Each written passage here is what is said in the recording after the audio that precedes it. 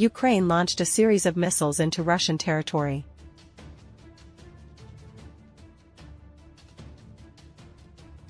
South Korea accused North Korea of sending 6,700 containers of ammunition to Russia. NATO established 8 capacity alliances, urgently sending weapons to Ukraine.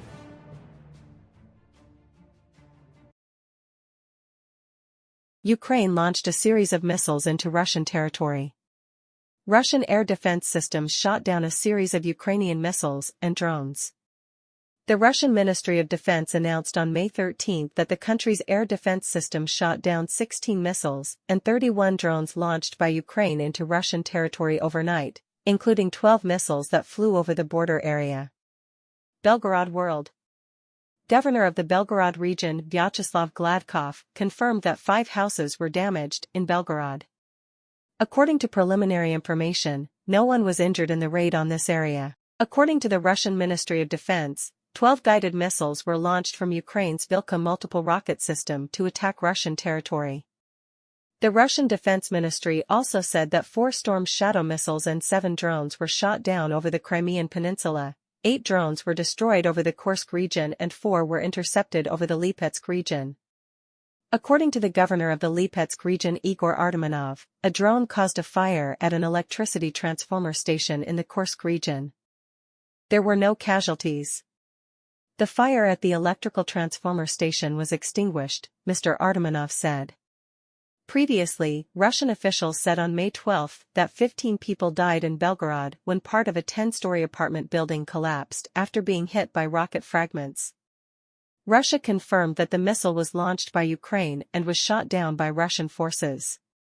Kyiv has said targeting Russia's military, transport and energy infrastructure would weaken Moscow's war effort and serve as a response to Russia's attack. AFP quoted Ukrainian defense sources as saying on May 9 that the Security Service of Ukraine, SBU, used drones to attack an oil refinery facility in the Russian Republic of Bashkortostan.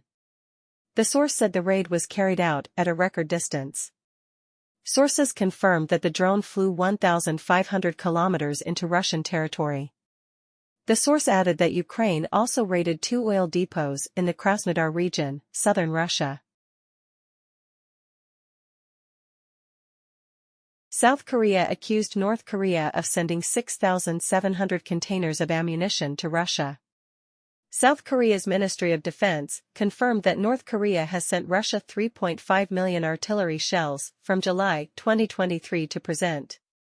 Yonhap news agency on February 27 quoted South Korean Defense Minister Shin Won-sik as affirming that from July 2023 until now, North Korea has transferred 6,700 containers containing millions of artillery shells to Russia.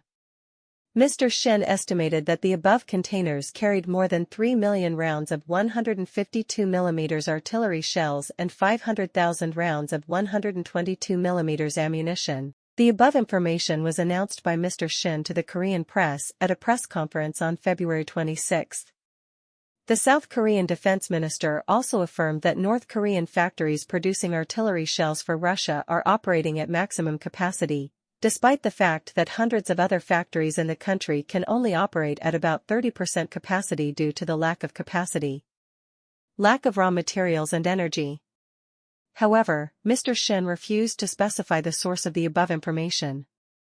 Over the past several months, Western countries, especially South Korea and the United States, have continuously accused Pyongyang of trading weapons with Moscow, and criticized North Korea for providing ammunition to Russia against Ukraine. To date, both Pyongyang and Moscow have denied the above accusations. On February 23, the U.S. State Department also released documents confirming that North Korea has transferred more than 10,000 containers of ammunition and related materials to Russia from September 2023 to present. In the opposite direction, North Korea received about 9,000 containers of goods, mostly food, to help stabilize food prices in the country. In addition to the above data, Mr. Shin also predicted that North Korea will continue to launch reconnaissance satellites in March with technical support from Russia. Pyongyang has also asked Moscow for support in aircraft and technology to develop means of transporting troops by road. Yonhap quoted Mr. Shin, "It is unclear how much support Russia will provide, but the more Russia depends on North Korean artillery shells, the more technology it will transfer." NATO established 8 capacity alliances, urgently sending weapons to Ukraine. The North Atlantic Treaty Organization, NATO, has established 8 alliances with different capabilities to quickly bring important weapons systems into Ukraine. Here's how these 8 capability alliances work. Air Force, Denmark, Netherlands, USA. Purpose: to train Ukrainian pilots, maintainers and support crews on 4th-generation fighter aircraft F-16 and to provide fighter aircraft to Kyiv itself. According to the BBC, the Western jets will significantly augment Ukraine's stockpile estimated before the fighting at around 120 combat-capable aircraft, mainly MiG-29s and Su-27s. Soviet era. We are aiming to deliver initial operational capabilities to Ukraine with the F-16 program by 2024, including trained pilots, platforms, also maintenance people, maintenance, infrastructure, spare parts, ammunition, Celeste Wallander, U.S. Assistant Secretary of Defense for International Security Affairs, told reporters on Thursday, January. During a roundtable with reporters on April 25, when asked for an update on pilot training, Jake Sullivan, U.S. National Security Advisor, replied, "Things are progressing. I cannot give you a specific date when we will see the first deployments to Ukraine." Expert view: Ukraine will use used jets to intercept Russian cruise missiles and other surface-to-air missiles or potentially deploy them to provide air support for the ground operations. Future attacks using AGM-88 HARM, high-speed anti-radiation missile, weapons against Russian surface-to-air missile, SAM, systems could also be important for Ukraine to develop local air superiority and increased survivability of its drone arsenal, consulting firm RAND noted last year. Similarly, the U.S. Congressional Research Service suggested in a March 2023 report that those who advocate transferring U.S. or NATO fighter aircraft to Ukraine supported the idea because it could help reduce gaps in operational capabilities, such as air superiority, suppress the enemy's air defense system, intelligence, surveillance and reconnaissance, and the ability to counterattack on the ground, air-to-ground. Jens Stoltenberg, Secretary-General of NATO, made a surprise visit to Kyiv on April 29. "I know a serious delay in support will have serious consequences on the battlefield," he said. On the other hand, there are some concerns around how effective the F-16s can be and whether they will ultimately help Ukraine deliver the decisive blow. Justin Bronk, senior researcher on air power and technology at RUSI on social network X, formerly Twitter, commented a year ago, "Western fighters will certainly bring a major boost to the survivability and aerial lethality of the Ukrainian Air Force against Russian airspace forces. However, they will still be at risk from Russian SAM systems and have limited ground attack options."